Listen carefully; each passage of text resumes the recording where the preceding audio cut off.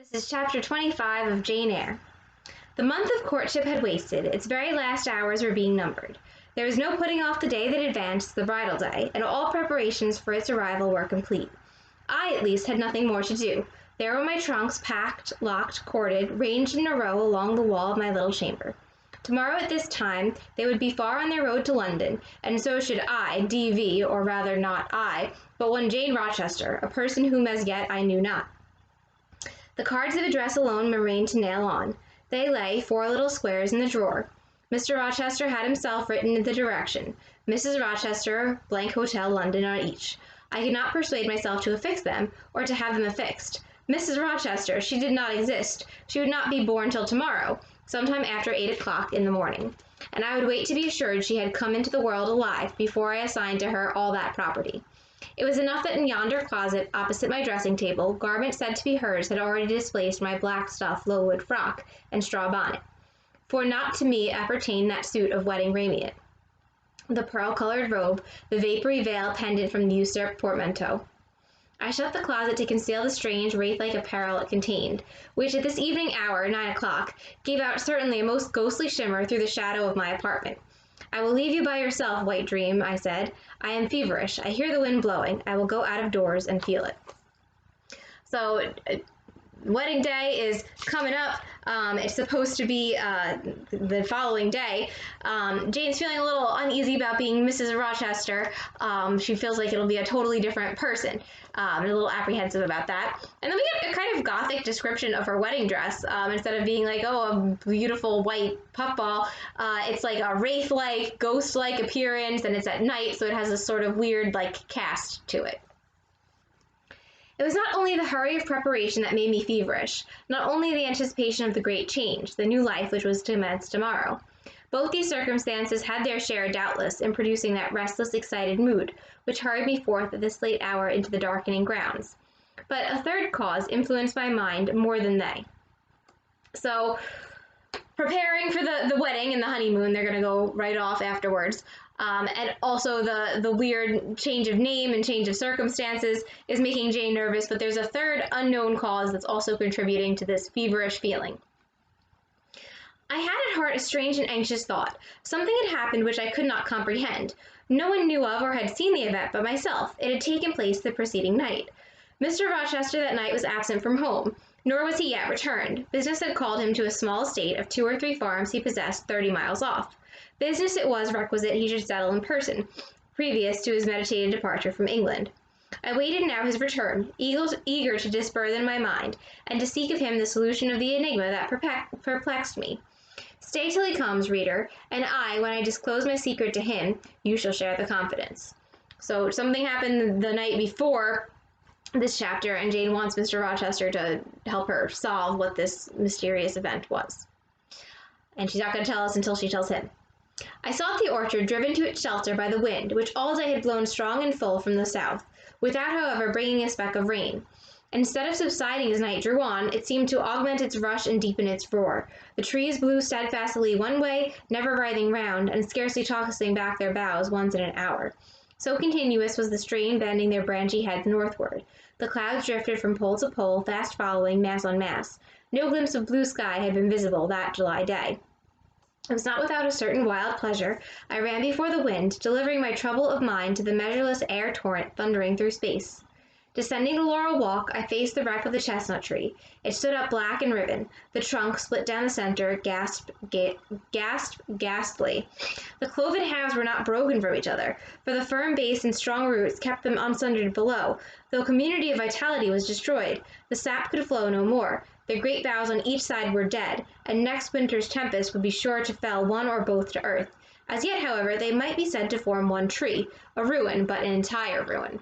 So this is the tree that Mr. Rochester proposed under, and Adele said it was split with lightning. So Jane's looking at it now, and it's split with lightning. No sap can run between the two sides. They're going to be kind of like, sundered forever, torn apart forever. They still form one tree, but it seems like in a little bit they're going to be separated by storms and weather and other forces of nature. So they're kind of like hanging on by a thread, and they're like splitting apart, 2 pieces. Why describe this tree again? I don't know, maybe symbolism. You did right to hold fast to each other, I said, as if the monster splinters were living things and could hear me. I think, scathed as you look, and charred and scorched, there must be a little sense of life in you yet, rising out of that adhesion at the faithful, honest roots. You will never have green leaves more, never more see birds making nests and singing idyls in your boughs. The time of pleasure and love is over with you.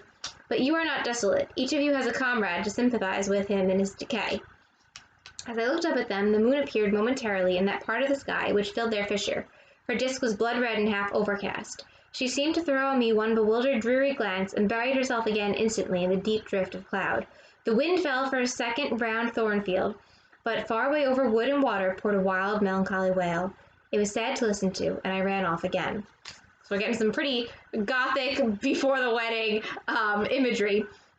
We have the moon looks kind of red and ominous, blood red and half overcast, and it hides behind clouds, and it appears just between the two tree forks off.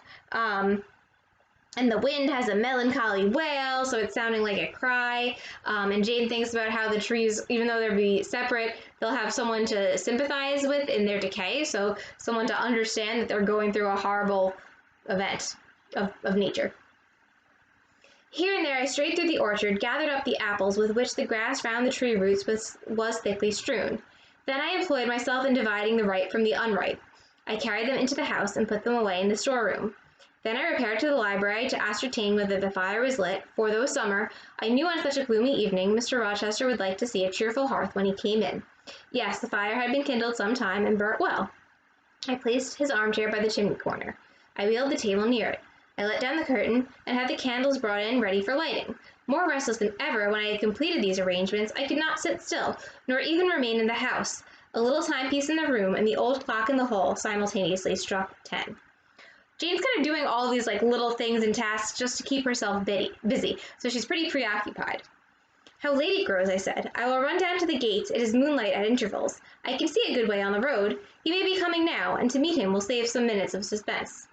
The wind roared high in the great trees which embowered the gates, but the road, as far as I could see, to the right hand and the left, was all still and solitary, save for the shadows of clouds crossing it at intervals as the moon looked out. It was but a long pale line, unvaried by one moving speck. A puerile tear dimmed my eye while I looked, a tear of disappointment and impatience. Ashamed of it, I wiped it away. I lingered. The moon shut herself wholly within her chamber and drew close her curtain of dense cloud. The night grew dark, rain came driving fast on the gale. I wish he would come, I exclaimed, seized with hypochondriac foreboding. I had expected his arrival before tea. Now it was dark. What could keep him? Had an accident happened? The event of last night again recurred to me. I interpreted it as a warning of disaster. I feared my hopes were too bright to be realized, and I had enjoyed so much bliss lately that I imagined my fortune had passed its meridian and must now decline. So Jane's apprehensive because things are looking so good. Also, whatever happened the night before is still affecting her. But she's thinking everything is so good and happy and positive that there's got to be some sort of a catch. Maybe this is like the peak point of happiness and it's all downhill from here. Well, I cannot return to the house, I thought. I cannot sit by the fireside while he is abroad in inclement weather. Better tire my limbs and strain my heart. I will go forward and meet him. I set out. I walked fast, but not far. Ere I had measured 1/4 of a mile, I heard the tramp of hoofs. A horseman came on, full gallop. A dog ran by his side. Away with evil presentiment. It was he. Here he was, mounted on Mesrour, followed by Pilot.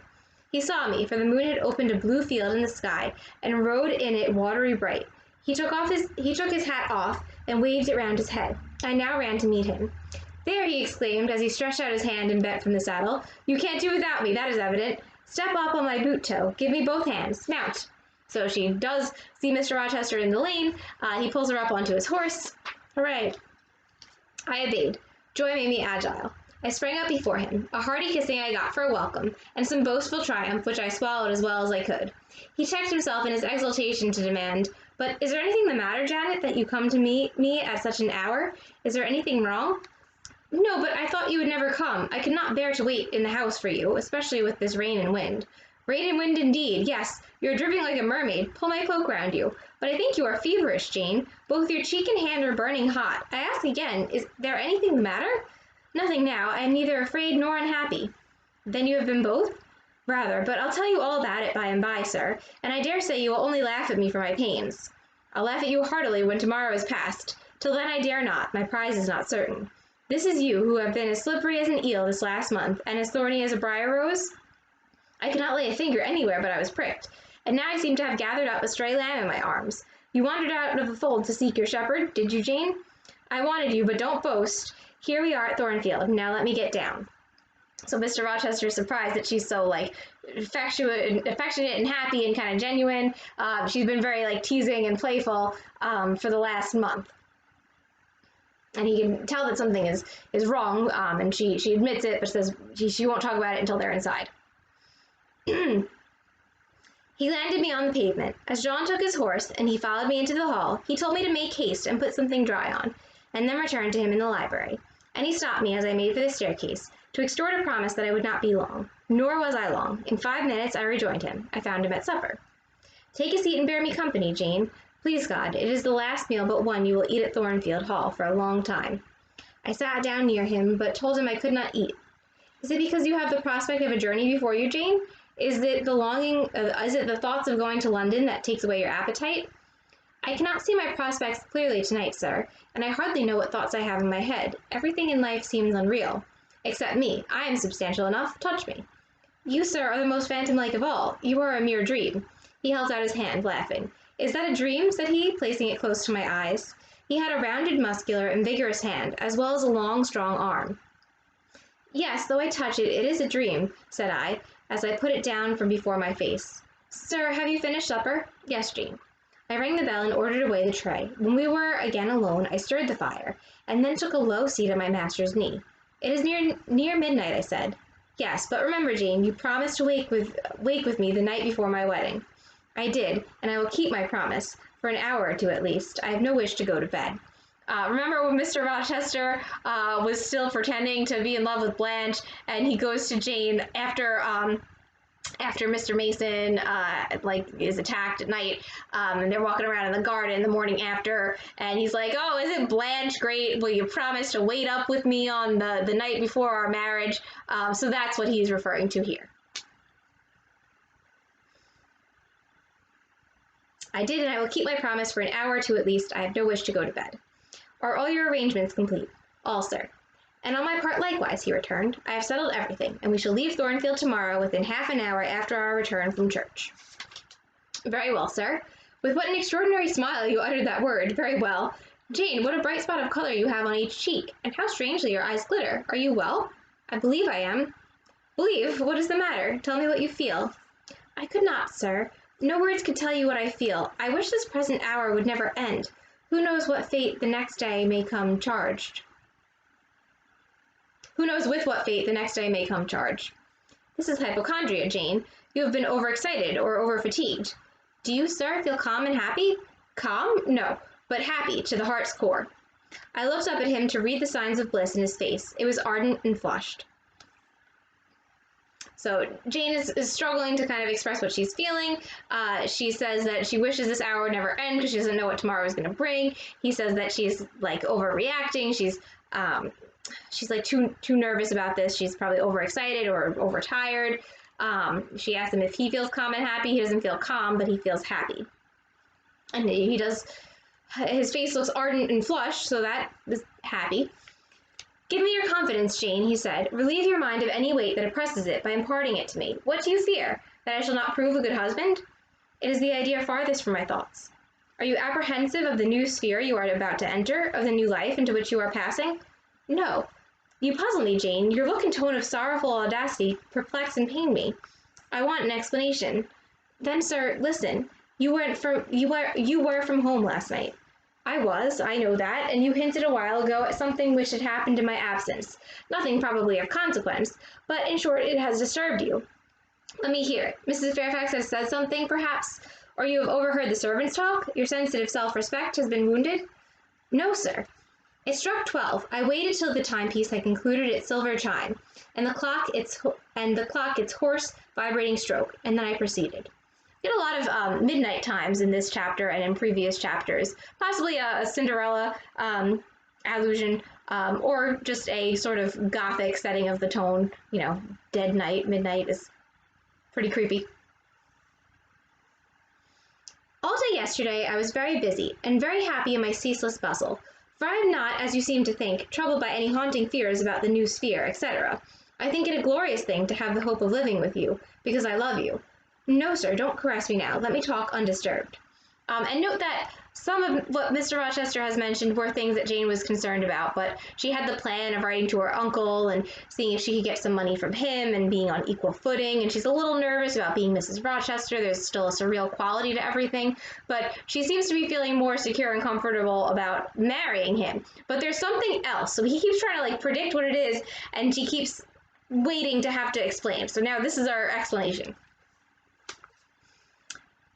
Yesterday I trusted well in Providence, and believed that events were working together for your good and mine. It was a fine day, if you recollect. The calmness of the air and sky forbade apprehensions respecting your safety or comfort on your journey. I walked a little while on the pavement after tea, thinking of you, and I beheld you in imagination so near me, I scarcely missed your actual presence. I thought of the life that lay before me, your life, sir, an existence more expansive and stirring than my own. As much more so as the depths of the sea to which the brook runs are than the shallows of its own straight channel.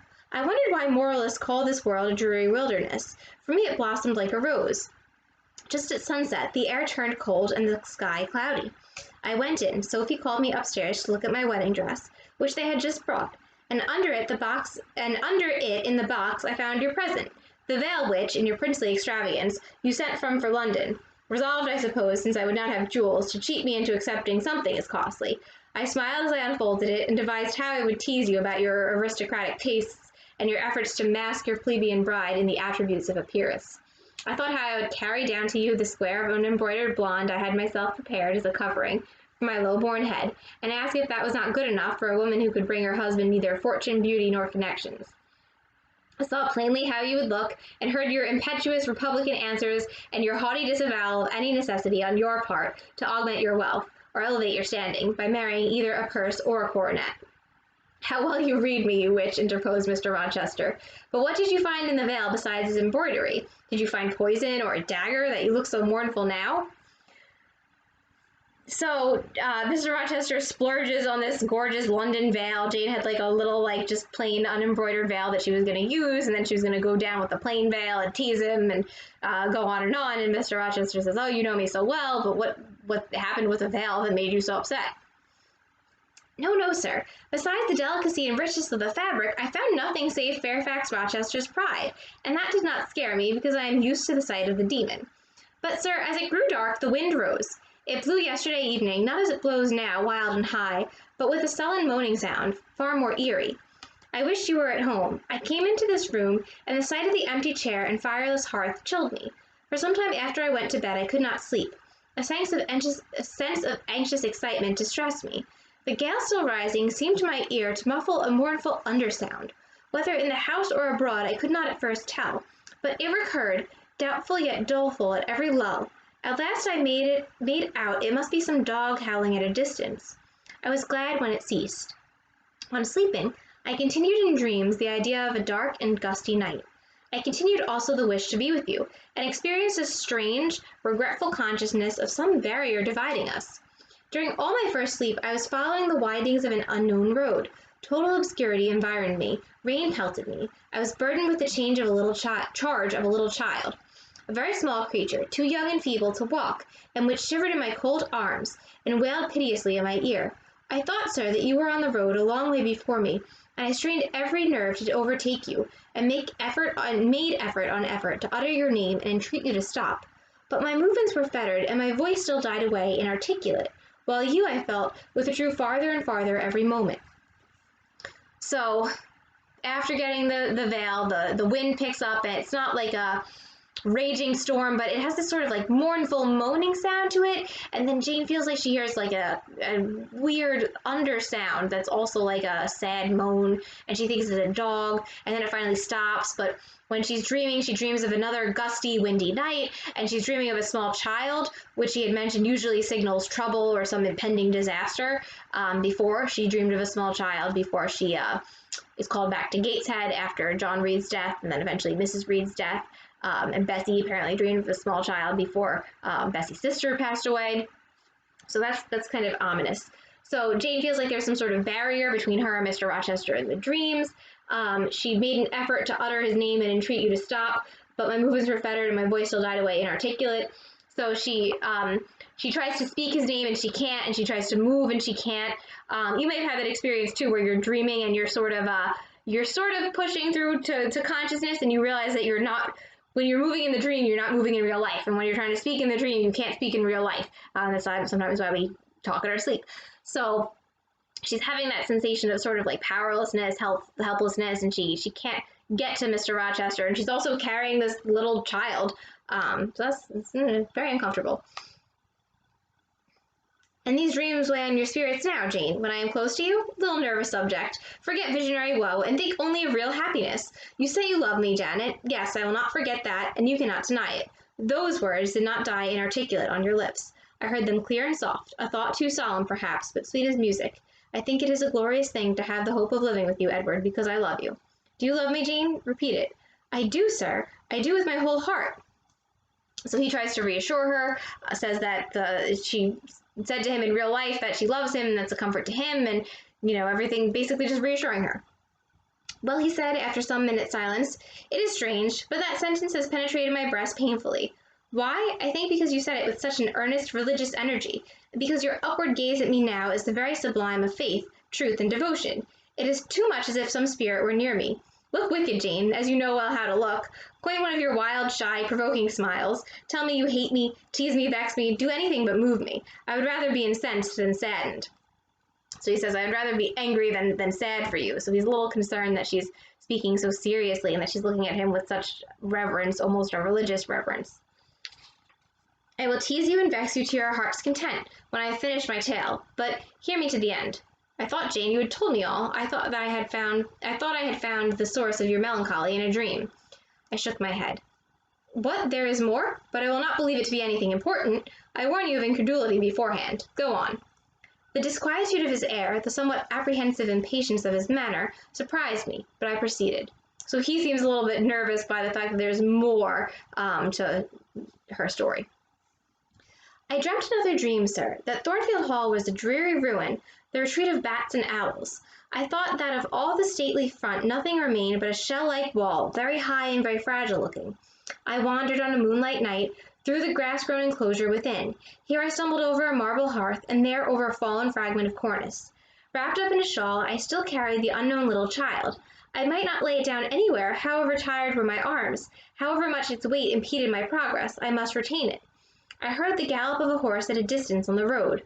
I was sure it was you, and you were departing for many years and for a distant country.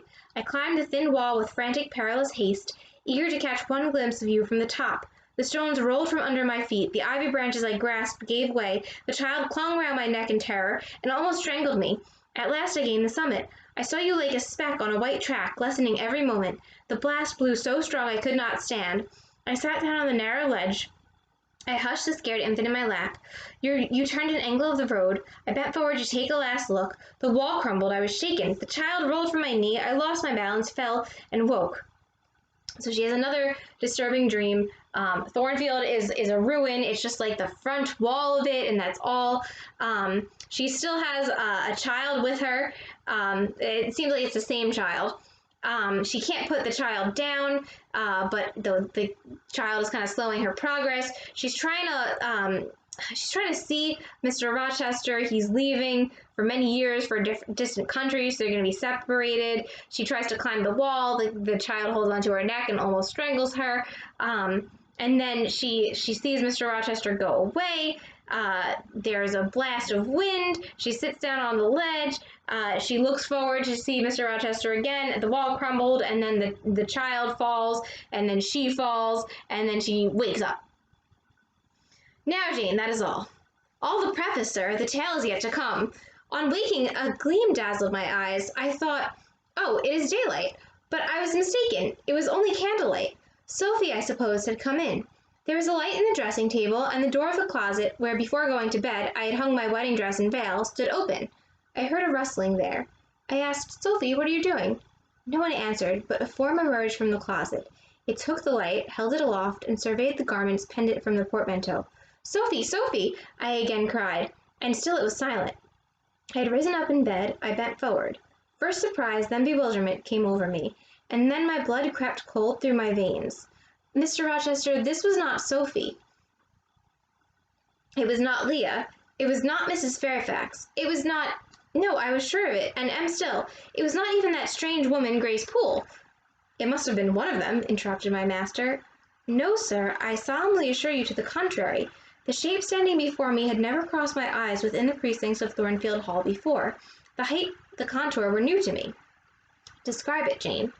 It seemed, sir, a woman tall and large, with thick and dark hair hanging long down her back. I know not what dress she had on. It was white and straight, but whether gown, sheet, or shroud, I cannot tell. Did you see her face? Not at first, but presently she took my veil from its place. She held it up, gazed at it long, and then she threw it over her own head, and turned to the mirror. At that moment I saw the reflection of the visage and features quite distinctly in the dark oblong glass. And how were they? Fearful and ghastly to me. Oh, sir, I never saw a face like it. It was a discolored face. It was a savage face. I wish I could forget the roll of the red eyes and the fearful blackened inflation of the lineaments. Ghosts are usually pale, Jane. This, sir, was purple. The lips were swelled and dark, the brow furrowed, the black eyebrows widely raised over the bloodshot eyes. Shall I tell you of what it reminded me? You may. Of the foul German spectre, the vampire. And what did it do? So, Jane wakes up from this disturbing dream. There's a light in the room, and she thinks that it's Sophie. She asks Sophie what she's doing, but this person is silent. And they're like rustling around in the place where her veil and wedding dress is hanging. And then the person holds a candle up and looks at the wedding dress and the veil, and then she turns around to Jane, and Jane doesn't know this woman. She's never seen her before. She's never seen her in Thornfield. It's not Grace Poole. It's not Leah. It's not Sophie. We don't know who this person is. And what did it do? Sir, it removed my veil from its gaunt head, rent it in two parts, and flinging both on the floor, trampled on them. Afterwards, it drew aside the window curtain and looked out. Perhaps it saw dawn approaching, for taking the candle, it retreated to the door. Just at my bedside, the figure stopped. The fiery eyes glared upon me. She thrust up her candle close to my face and extinguished it under my eyes. I was aware her lurid visage flamed over mine, and I lost consciousness. For the second time in my life, only the second time, I became insensible from terror. Okay, so this woman takes Jane's veil, puts it on her own head, and then takes it off, rips it in two, and then throws it on the floor and stamps on it. And then she goes up to Jane, extinguishes the candle like really close to Jane, and then then Jane faints. Jane goes unconscious. This is only the second time this has happened to her. The previous time was in the Red Room when she thinks she sees her Uncle Reed's ghost. So again, some gothic elements here too. Who was with you when you revived? No one, sir, but the broad day. I rose, bathed my head and face in water, drank a long draught, felt that though enfeebled I was not ill, and determined that to none but you would I impart this vision. Now, sir, tell me who and what that woman was. The creature of an overstimulated brain, that is certain. I must be careful of you, my treasure. Nerves like yours were not made for rough handling. So Jane says, tell me who this woman is. And Mr. Rochester says, oh, it's just a product of your overactive imagination. That says that she's very stressed right now. So depend on it, my nerves were not in fault. The thing was real. The transaction actually took place. And your previous dreams, were they real too? Is Thornfield Hall a ruin? Am I severed from you by insuperable obstacles? Am I leaving you without a tear, without a kiss, without a word? Not yet. Am I about to do it? Why, the day has already commenced, which is to bind us indissolubly.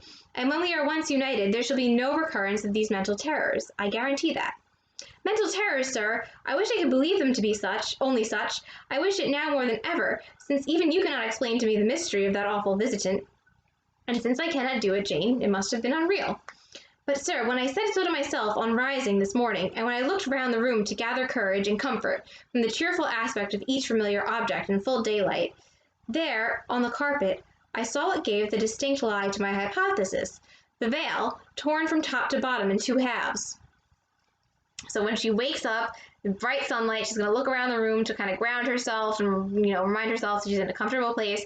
She looks, and there's the veil ripped in two pieces on the floor. So that was not a dream. I felt Mr. Rochester start and shudder. He hastily flung his arms round me. "Thank God," he exclaimed, "that if anything malignant did come near you last night, it was only the veil that was harmed. Oh, to think what might have happened!" He drew his breath short, and strained me so close to him I could scarcely pant. After some minutes' silence, he continued cheerily, "Now, Jane, I'll explain to you all about it. It was half dream, half reality. A woman did, I doubt not, enter your room, and that woman must have been, Grace Poole. You call her a strange being yourself. From all you know, you have reason so to call her. What did she do to me? What to Mason? In a state between sleeping and waking, you noticed her entrance and her actions. But feverish, almost delirious as you were, you ascribed to her a goblin appearance different from her own. The long disheveled hair, the swelled black face, the exaggerated stature, were figments of imagination, results of nightmare. The spiteful tearing of the veil was real, and it is like her. I see you would ask why I keep such a woman in my house. And when we have been married a year and a day, I will tell you, but not now. Are you satisfied, Jane? Do you accept my solution of the mystery?" I reflected, and in truth it appeared to me the only possible one. Satisfied I was not, but to please him I endeavored to appear so. Relieved I certainly did feel, so I answered him with a contented smile. And now, as it was long past 1, I prepared to leave him. So Mr. Rochester says, well, someone probably did come into the room, and it was Grace Poole. It's like her to do that, to rip veils in two and that sort of thing.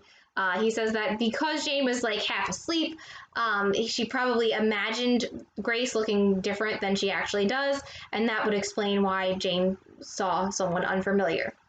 He says that he'll also tell her the mystery of why he keeps Grace Poole in the house after they've been married a year and a day. So after their first anniversary, that's what he'll do. So Jane thinks it's the only possible explanation. She's not fully satisfied with it, but she wants to please him, so she pretends to be satisfied with it, and then she's getting ready to go. "Does not Sophie sleep with Adele in the nursery?" he asked as I lit my candle. "Yes, sir. And there's room enough in Adele's little bed for you. You must share it with her tonight, Jane. It is no wonder that the incident you have related should make you nervous, and I would rather you did not sleep alone. Promise me to go to the nursery." "I shall be very glad to do so, sir. And fasten the door securely on the inside. Wake Sophie when you go upstairs, under pretense of requesting her to rouse you in good time tomorrow, for you must be dressed and have finished breakfast before 8. And now, no more somber thoughts. Chase dull care away, Janet. Don't you hear to what soft whispers the wind has fallen? And there is no more beating of rain against the window panes. Look here," he lifted up the curtain. "It is a lovely night." It was. Half heaven was pure and stainless. The clouds, now trooping before the wind, which had shifted to the west, were filing off eastward in long silvered columns. The moon shone peacefully. "Well," said Mr. Rochester, gazing inquiringly into my eyes, "how is my Janet now?" "The night is serene, sir, and so am I." "And you will not dream of separation and sorrow tonight, but of happy love and blissful union." This prediction was but half filled. I did not indeed dream of sorrow, but as little did I dream of joy, for I never slept at all. With little Adele in my arms, I watched the slumber of childhood, so tranquil, so passionless, so innocent, and waited for the coming day. All my life was awake and astir in my frame, and as soon as the sun rose, I rose too. I remember Adele clung to me as I left her. I remember I kissed her as I loosened her little hands from my neck, and I cried over her with strange emotion, and quitted her because I feared my sobs would break her still sound repose.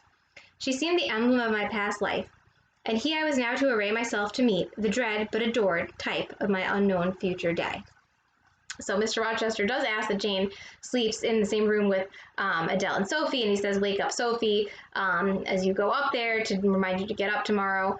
And he says that she won't dream of anything bad. Jane doesn't dream of anything bad because she doesn't sleep at all the night before the wedding. She gets up in the next morning. She cries over Adele with strange emotion. She's feeling a lot of mixed emotions. And she thinks of Adele as the emblem of her past life as a governess, and how things are going to change now that she'll marry Mr. Rochester, and she doesn't know what the day is coming. There's a weird sort of foreboding. She says, "I was now to array myself to meet the dread but adored type of my unknown future day." So there's some apprehension because she doesn't know what this new life is going to be like. And that is chapter 25.